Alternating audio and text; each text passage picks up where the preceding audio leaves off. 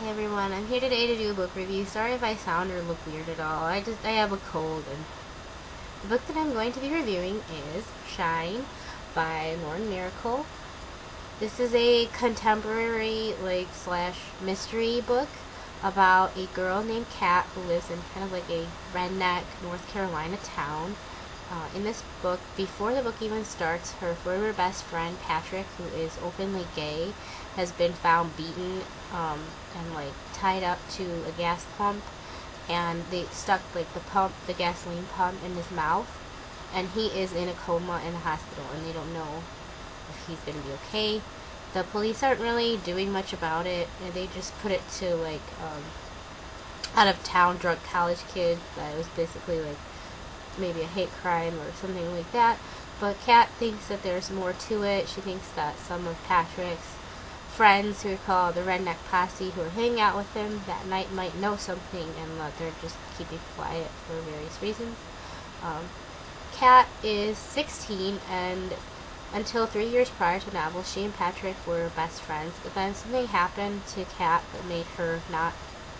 She just basically became a loner. She isolated herself, and so they haven't really spoken or hung out in those past 3 years, and she of course feels really bad about it. I really enjoyed Shine. There are a lot of glowing reviews on this online. I didn't think it was quite perfect, but I still gave it a 5 out of 5 because I enjoyed it so much. There were a few flaws which I'd just like to say first, like the cheese factor. Towards the end, there were some really kind of cheesy moments, but I still liked it subjectively. I just thought maybe objectively that they weren't really perfect in the book, but I still liked it. Also, there were some parts, especially towards the end, where it became glaringly obvious some key element to the mystery that Kat was just not getting, and I wanted to just kind of bash her over the head. Hey, wake up here! This is obvious, and I know it was because I'm looking at it from an outsider's point of view, and not her. She's going against her preconceived ideas of the people she knows and kind of being sheltered and all of that. So I thought that was understandable.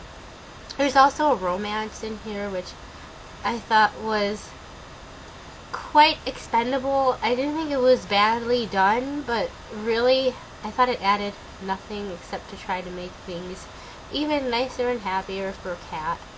But if you like that sort of thing, I thought it was done okay. It was written okay, but I really didn't think it added anything to the plot of the book, but whatever. I know this sounds kind of really negative, but I still gave this book a 5 out of 5 because I really liked Kat, and seeing her overcome her problems to try to help her friend, and trying to deal with guilt and becoming a stronger person. And seeing the same thing happen mainly with her brother, who she had a fractured relationship with.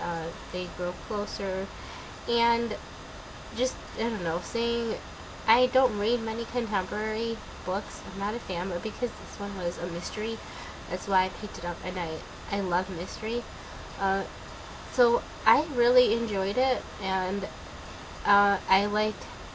it's very different for me seeing kind of all the backwards, so to speak, ideas in such a town. It's amazing that there can still be stuff like this going on in this day and age, and things that you just find and ideas and notions people have that are just so, we would say, backward, but it's still part of everyday life, assuming that this is realistic, which I'm gonna guess it is. I'm sorry, but I do really recommend this book. I wouldn't say it was quite perfect, but I absolutely loved reading it. I read it in a day, and I'd give it again a 5 out of 5 stars. See you guys next time.